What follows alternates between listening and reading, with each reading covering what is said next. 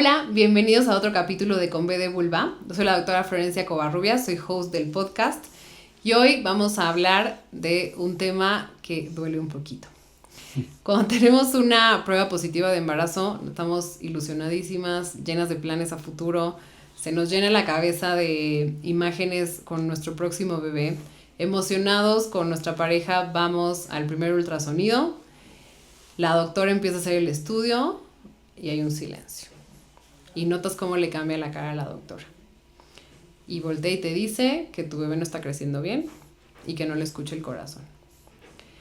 Esta noticia que para nosotros los obstetras es tan difícil de dar y para las pacientes la más difícil de recibir, se vuelve durísima cuando esta historia se repite una y otra vez. Hoy en Con B de Vulva vamos a hablar de la pérdida gestacional recurrente. Y para eso traigo al experto de expertos, que es el doctor Jorge Rodríguez Purata. Bienvenido, Jorge. Gracias, Flor. Gracias por la invitación. Voy a hacer un resumen de tu gran currículum. El doctor Jorge Rodríguez es especialista en ginecología y obstetricia. Hizo la especialidad en el Hospital Ángeles Lomas. Después hizo un fellowship de endocrinología ginecológica e infertilidad en el Hospital Mount Sinai de Nueva York. Durante 7 años fue médico adjunto del Servicio de Medicina de la Reproducción en el Instituto Universitari de Reus en Barcelona, España. Ha sido autor y coautor de más de 50 artículos científicos y hoy es director científico de la Clínica de Fertilización Asistida en el Hospital ABC. Así que bienvenido, Jorge. Tenemos una plática interesante a continuación. Sí, muchas gracias por la invitación y muchas felicidades por hacer estos espacios de educación para los pacientes que estoy seguro que ayudan muchísimo. Creo que es súper necesario. Ya lo platicaremos más adelante. La gente ahora googlea todo, ChatGPT todo, pero hay una parte de la experiencia que tenemos los especialistas que no la encuentran y es solo en estas conversaciones, ¿no? Y que también ayudamos a hacérseles esa información más fácil, ¿no? A digerírsela. Exacto. Y además sí, de forma que le entiendan. Entonces, empecemos por ahí. Yo dije pérdida gestacional recurrente. Cuéntanos, en palabras fáciles de entender, qué es, cómo la definimos y qué tan frecuente ves parejas con este diagnóstico. Claro, pues mira, y justo desde ahí empieza todo el gran problema de la pérdida gestacional recurrente, que hay definiciones encontradas que no sabemos cuándo podríamos considerar una pareja que tiene un problema en el que los embarazos no continúan, ¿no?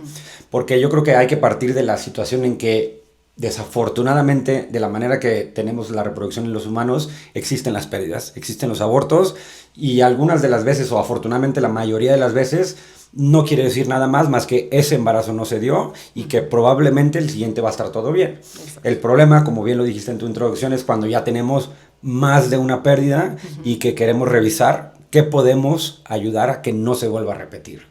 Entonces tenemos dos situaciones ahí. Uno, la que dicen los libros y las sociedades profesionales, y la realidad es la otra, la que hacemos en el día a día. Okay. Porque lo que nos dicen las guías profesionales es que necesitamos tener 3 pérdidas para empezar a hacer estudios particulares y específicos de por qué estamos teniendo esas pérdidas.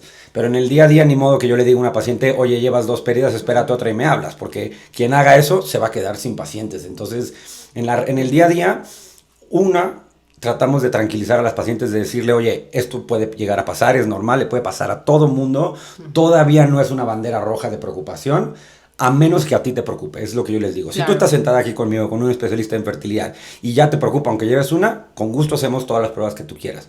Pero el mensaje es de tranquilidad y de paciencia, de que seguramente el segundo embarazo va a ir todo bien. Claro. Yo, si tuviera que reescribir las guías, diría que después de 2 ya hay que empezar a buscar. Ya es un foco. Sí. Entonces, eso es lo que yo recomendaría. Eso es lo que yo recomendaría de, si tienen una pérdida, si les preocupa demasiado, acudan a su ginecólogo o a un especialista en fertilidad. Si están tranquilas, a partir de la segunda ya podemos hacer pruebas para tratar de disminuir la posibilidad de que nunca más vuelva a pasar. Y justo mi pregunta va porque la gente cree que los especialistas de fertilidad solo ven pacientes que no logran embarazarse, ¿no? Entonces, así la infertilidad es, no tengo una prueba positiva, necesito un especialista en infertilidad. Correcto. ¿Por qué las pacientes con este diagnóstico de pérdida gestacional recurrente tienen que ir a un biólogo de la reproducción si sí tienen una prueba positiva de embarazo? Bueno, tendría que ir con un biólogo de la reproducción si ese embarazo no continúa. Si está todo bien, sí. van con el ginecólogo de más confianza que les lleve su embarazo. Yo creo que la razón de ir con un biólogo de la reproducción es porque somos los que estamos acostumbrados a ver, o sea, al final del día el embarazo es como una orquesta sinfónica, ¿no? Que hay muchos instrumentos que tienen que estar sincronizados y que tienen que funcionar en una manera específica. Y con que uno se desafine, todo puede ir mal. Entonces, el biólogo de la reproducción un poquito como que analiza todos estos factores que tienen que funcionar bien y que revisa que funcionen bien. Si funcionan bien, se pueden regresar con su doctor que lleva el embarazo. Si hay algo que no funciona bien, entonces lo acomodamos, lo mejoramos, lo cambiamos para que ese embarazo continúe de la mejor manera. Exacto. Entonces te llega una paciente o una pareja con este diagnóstico, como que, ¿qué es el paso que sigue? O sea, ¿qué hay en este abordaje inicial de tratar de encontrar causas? Mira, yo generalmente les explico que primero tenemos que voltear a ver 3 cosas. Debemos de dividir, o sea, tenemos que hacer como un análisis desmenuzado de lo que conlleva quedarnos embarazados. Entonces, ¿qué necesitamos para quedarnos embarazados? Una mamá que esté sana, que produzca óvulos sanos, un papá que esté sano, que produzca espermatozoides sanos, y un poquito va dentro de la mamá, pero lo vemos aparte, que es que un útero que reciba ese óvulo y espermatozoide fertilizado, que ya le llamamos un embrión, para que se pueda implantar en ese útero de una manera adecuada. Y entonces lo que hacemos es un abordaje dividido en cada una de estas 3 cosas. Y lo que normalmente hacemos es abordar 7 esferas del mundo de esta pareja y que vamos analizando de uno en uno de las causas por las que un embrión o un bebé no pudo nacer en ese embarazo. Okay. Esas 7 causas son de mayor frecuencia a menor frecuencia. De lo que nos encontramos es la principal causa por la que un embarazo no continúa es porque ese embrión no se formó bien, que viene con un problema genético. Estoy seguro que esto lo han escuchado más de una vez. Entonces, a nivel genético, primero descartamos causas genéticas, que esto explica el 60% de los abortos. Okay. 6 de cada 10 pérdidas son por causa genética.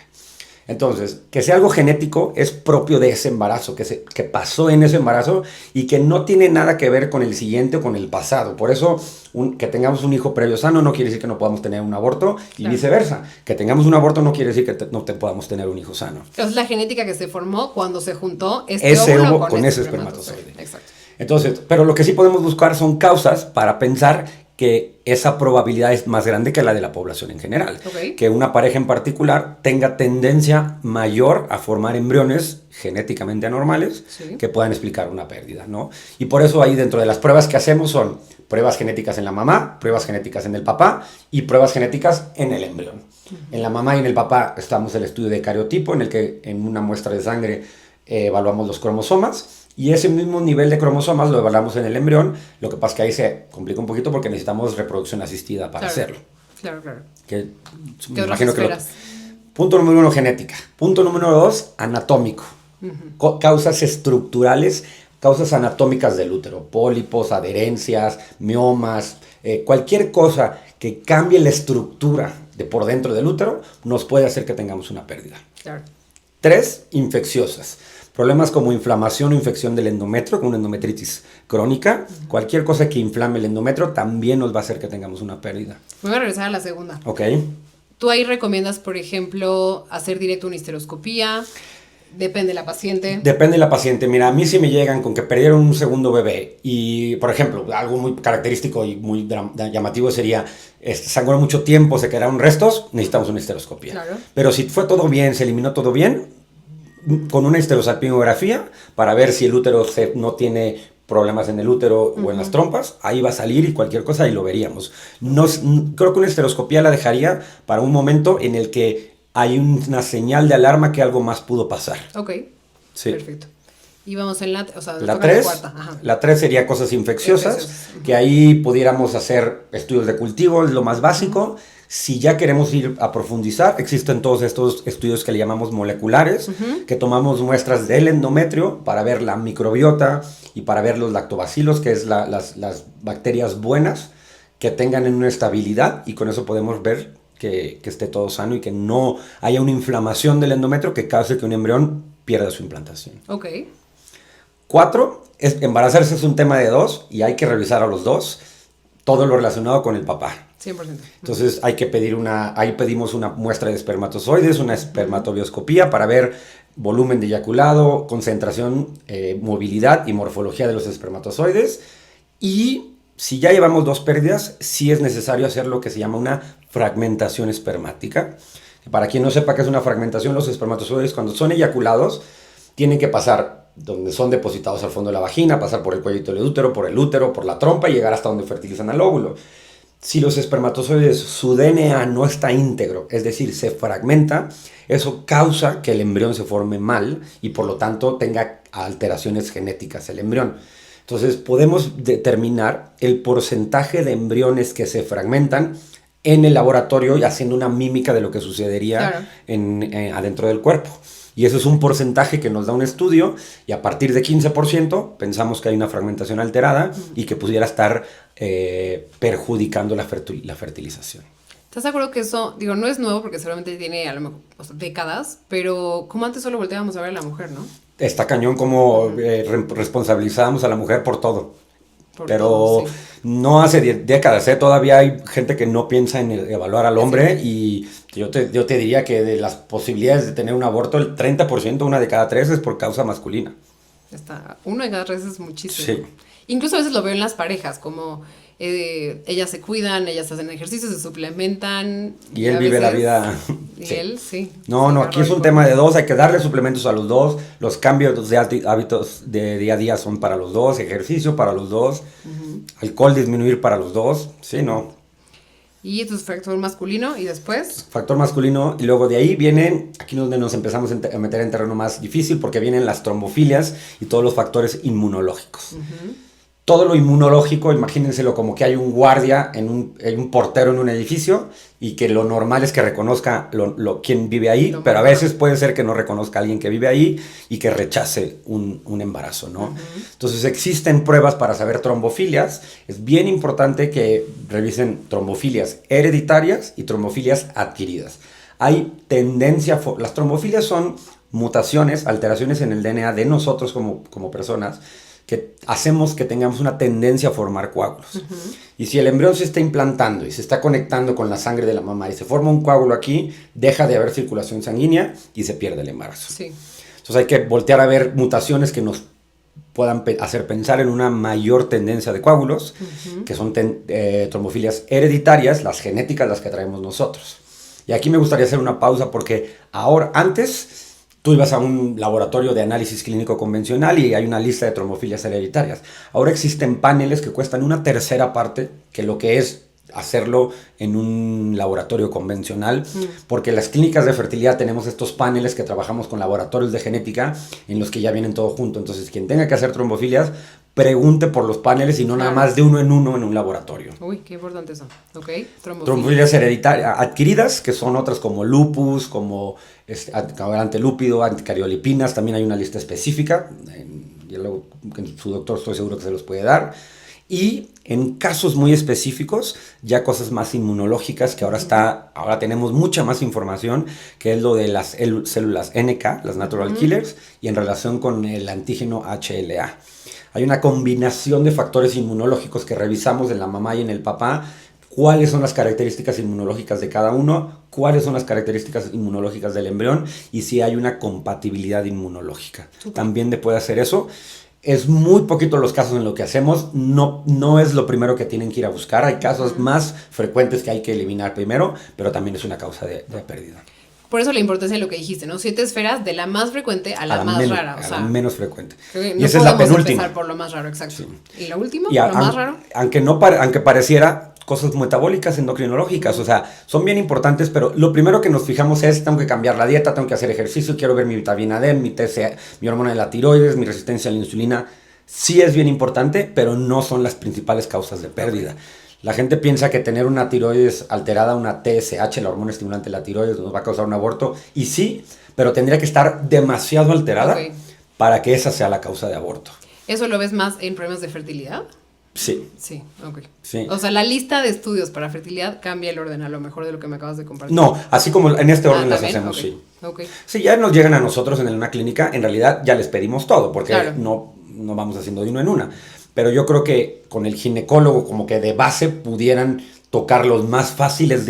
Yo creo que la manera sensata de hacerlo es, ¿qué es lo más fácil de hacer? Pues exámenes de sangre o pruebas, hasta ir a lo más complejo de hacer. más, yo creo que inclusive más importante que el orden de frecuencia, diría la facilidad para no complicar la vida. 100%. Y como el acceso también de, pues, eso te lo resuelvo ahorita en cortito en vez de... Exactamente.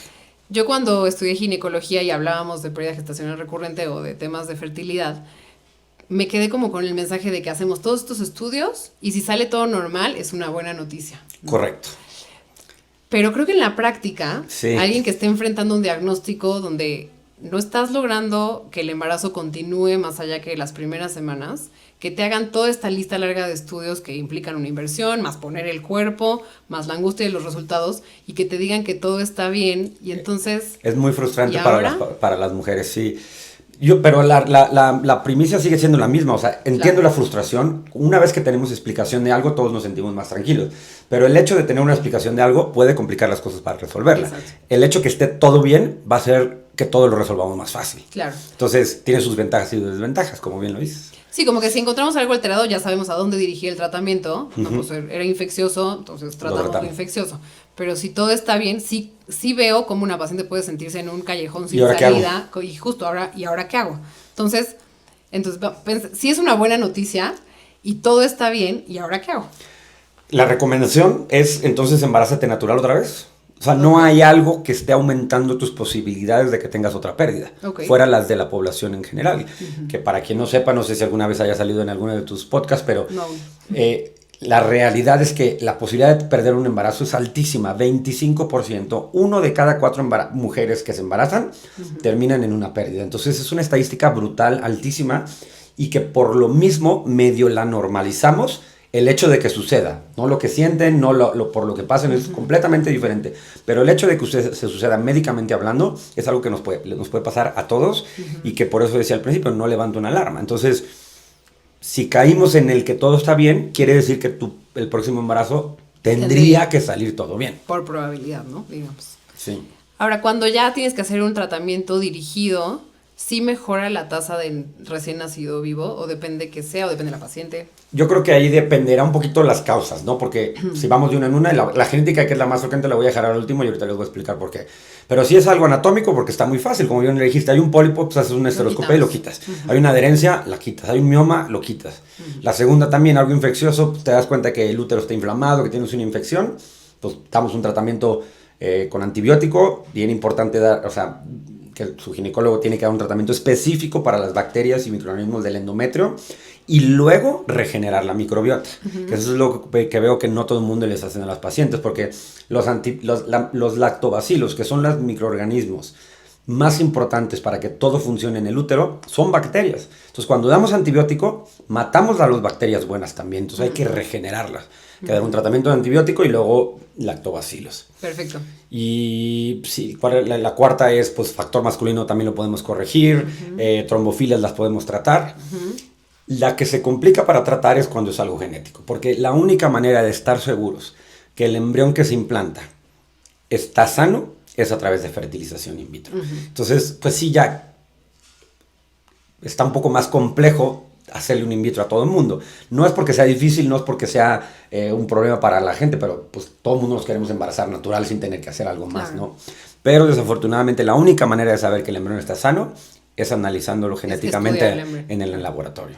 Que eso, a lo mejor para explicar a la gente, es una vez que se forman los embriones en el laboratorio, se llama biopsia embrionaria y cuéntanos. No, sí, ahí lo estás diciendo perfecto. O sea, en una fertilización in vitro básicamente lo que hacemos es sacar los óvulos, llevarlos al laboratorio, los espermas los tenemos en el laboratorio, los juntamos en el laboratorio, vemos cómo se desarrolla el embrión en el laboratorio, y ya cuando tenemos un embrión que está a punto de implantar, le podemos tomar una muestra de una célula en la que le contamos los cromosomas y con eso nos aseguramos que el embrión está sano. Perfecto.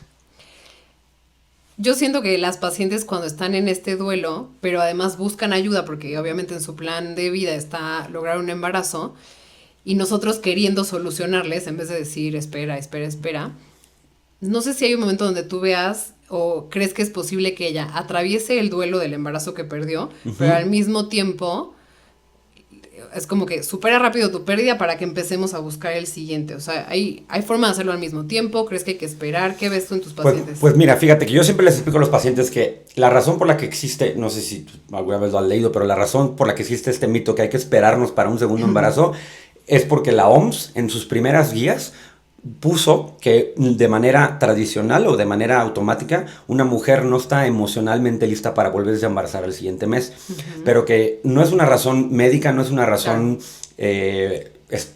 física, sino que asumimos que una mujer emocionalmente no va a estar lista para un segundo embarazo tan pronto como tenga una regla. Yo siempre les explico esto a los pacientes: si tú estás lista, te puedes embarazar tan pronto tengas una regla, no hay nada que esperar, a reserva que no hayas pasado el duelo, porque al final sí hay que pasar el duelo, no hay que ocultar estos sentimientos, porque quien oculta sentimientos empiezan a ser grandes y empiezan a guardar ahí. Exactamente. Entonces, sí, como que si ya ovulaste, tu cuerpo está dando la señal de que está listo físicamente está lista. Exacto. Otra cosa es acá. Sí, lo emocional, bueno, y también hay una parte económica que creo que no se habla mucho, de que a veces una pérdida, 2 pérdidas. La lista de estudios que me acabas de decir definitivamente tiene un costo. Sí. Entonces, ¿tú crees que hay gente que posterga buscar otra vez o que posterga tratamientos, o qué tan frecuente lo ves por la situación económica? Yo creo que no, fíjate que no me ha dado la sensación porque por la situación económica posterguen. Yo creo que más bien es que es un proceso de duelo, es más bien emocional. Yo creo que se esperan a nivel emocional. Pero porque la mayor parte de los pacientes, la verdad es que ahora, yo no sé si la vida, como todo es tan fácil y todo es rápido, tiene sus cosas buenas y todas cosas malas. Todo el mundo quiere la solución ya y al mismo tiempo todo el mundo quiere empezar luego ya. Entonces al revés yo vería que no me pasa que se quieran esperar. Yo lo que veo también es el grupo de edad que vemos. Como también cada vez nos estamos embarazando más grandes, y entonces pacientes que en su plan de vida tienen a lo mejor tener más de un hijo, es como que no. Si no empiezo ya... Haré terapia, pero al mismo tiempo me hago estudios, pero haré, ¿no? Como que sí lo vamos sumando. Y si lo complementan con un trabajo psicológico, con alguna terapeuta o algo, lo van a pasar más rápido. Los sentimientos, o sea, pueden llegar a tener un efecto biológico. O sea, tener un estado de ánimo en particular, no nada más es un sentimiento. Esto puede perjudicar en control hormonal, en hipertensión, en otras cosas que pueden perjudicarnos. En que no ovules, en muchas cosas. Sí. Oye, ¿cuál es el rol del hombre en este proceso? ¿Tú crees que ellos lo viven diferente? No solo tengo un estudio de semen que está normal y mi fragmentación está normal, sino en lo demás, ¿crees que solo soporte o...? No, yo creo que es bien importante que estemos apoyando por lo que la paciente o su esposa está sintiendo. Sí es verdad que hay poco que puedan hacer, porque pues no hay mucho más. Pero pues acompañar, estar en las citas, pues acompañar en todo lo que se pueda. No, la verdad es que nunca me lo había preguntado de esa manera, ¿eh? No, pero tiene como que, y ser empáticos, siento que a veces, ellas dejan de tomar, ellos, o sea, como que ya tengo a mi conductor designado para siempre, pero sí, a lo mejor esa empatía, además es hijo de los dos, ¿no? Yo creo que totalmente. También a veces los doctores, no solo en cuestiones de fertilidad, pero a veces a mí me pasa en la consulta que estoy explicando en todo este proceso de duelo y me doy cuenta cómo me estoy dirigiendo solo a ella. Pero perdieron un hijo los dos. Sí. O sea, creo que también como profesionales es pues sí, incluirlos nosotros también, porque si nosotros mismos... Y darles indicaciones a los dos. Sí. Exacto. Sí. Darles pasos a seguir. Sí, y creo que esto que acabas de decir, que tienes razón, no lo dije, es importantísimo, ¿no? Después de una pérdida, pues sí, si fumas, el tabaco definitivamente es un factor de riesgo, cualquiera de los dos, ya sea fumador activo o pasivo, alcohol, desveladas, o sea... El sueño, dormir bien es importantísimo, comer bien es importantísimo y todos hay que hacerlo por igual, porque además no te vas a ir a dormir tú a las 8:30 de la noche y el otro a las 2 de la mañana nada más porque a él no le impacta, pues por supuesto que no. Eso es ser empático.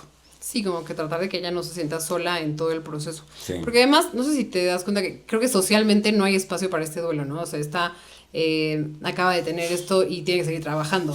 Y no nada más eso, sino que lo tienen que pasar solas, porque nadie explica que tuvo un aborto. No, nadie. Se tienen que aislar para vivir ese duelo, con su pareja si acaso, pero nada más. Nadie. Yo eso lo hablo mucho en consulta porque cuando le aviso a la familia, y yo creo que si normalizamos, entiendo que no es normal, pero es muy común, 1 de cada 4 se pierde. Esto la gente no lo sabe, creen que son las únicas. Sí. Yo digo, si tú te sientas en la mesa de tus amigas, que todas tienen una familia, te aseguro que más de una ha tenido una pérdida. Sí. No es normalizar, pero también es sentirse acompañada. Sí, y a lo mejor yo creo que sí la palabra correcta es normalizar, es decir, a ver, no es un problema grande, es como tener presión alta, es una enfermedad, se puede hablar, Es cierto. no es necesario que les digan lo siento mucho, no es necesario que tengan una palabra específica de cariño, simplemente es escuchar. Muchas veces lo que quiere la gente es que la escuchen. ¿Qué pasa si después de 1, 2, 3 intentos de forma espontánea siguen perdiendo bebés? Tuviste tratamientos y siguen perdiendo. ¿Tú crees que hay un momento donde nos toca como profesionales acompañarlas diciendo ¿Hasta aquí? hasta aquí? La verdad es que no, ¿eh? O sea, no me ha tocado un solo caso de pérdida gestacional recurrente que, o sea, si la paciente está dispuesta a no tirar la toalla, siempre se consigue un embarazo, afortunadamente. Sí. Tienes razón, yo a veces yo le digo, mira, no sé cuándo, cómo, con qué técnica, pero te vas a embarazar. Sí, definitivamente. Siempre y cuando, o sea, en algún punto hay que estar dispuestas a hacer las pruebas, porque si no queremos hacer las pruebas, pues entonces sí, ahí ya hasta Seguimos sin llegamos. respuesta.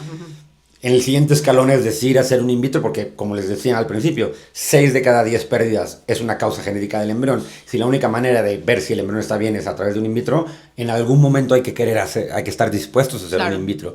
Si están dispuestas, ahí vamos a dar con otro buena causa, probabilidad de causas, y vamos a ir pudiendo descartar causas y podernos empezar a enfocar en las causas chiquititas, como las causas inmunológicas, que todo tiene tratamiento. Entonces, si todo tiene tratamiento, todo tiene solución, pero hay que querer hacerlo.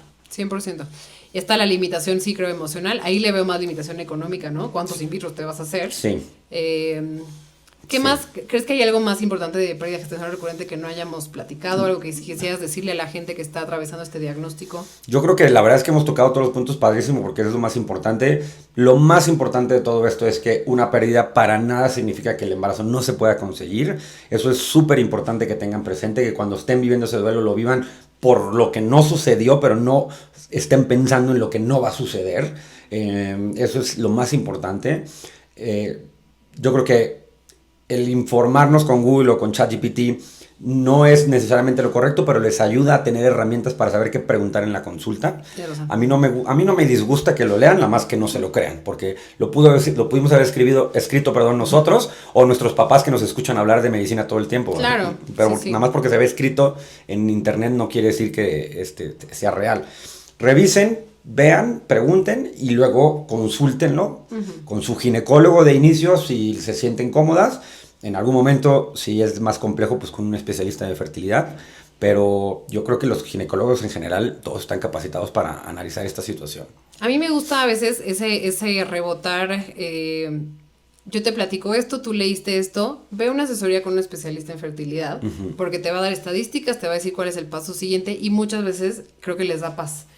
Y buscar embarazo tranquilas, de por sí es un proceso rudo, ¿no? Buscar bebé, pero creo que la tranquilidad que les da a veces esa primer consulta ayuda muchísimo. Y si no, aún así no tienen tranquilidad, hagan las pruebas. O sea, sí, pues vivimos en un mundo en el que si tenemos la capacidad económica de hacer las pruebas, las vamos a hacer. Está bien, aprovechémonos de esa capacidad, ¿no? Entonces, si no están tan tranquilas, se hacen todas las pruebas. Y si están solo bien, entonces continúen su búsqueda natural. Sí. Y así ya se quitan la preocupación. He tenido pacientes que googlean las pruebas, se las hacen todas y me llegan ya así con todos estudios. Y hay veces que, bueno, pues avísame cuando... Y ya estaban embarazadas casi que en la consulta hasta que ya no tuvieron... ¿no? Ya no les volvió a bajar, me ha pasado.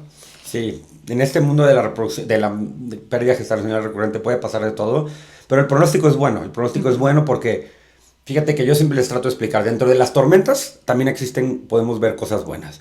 Y la cosa que... el único paso de toda la reproducción en humanos que no hemos descubierto cómo funciona, o sea, en ninguna parte del mundo, es ese diálogo bioquímico, esa señalización de un endometrio con un embrión. No sabemos cómo funciona. Y si no sabemos cómo funciona, pues no la podemos controlar o manipular.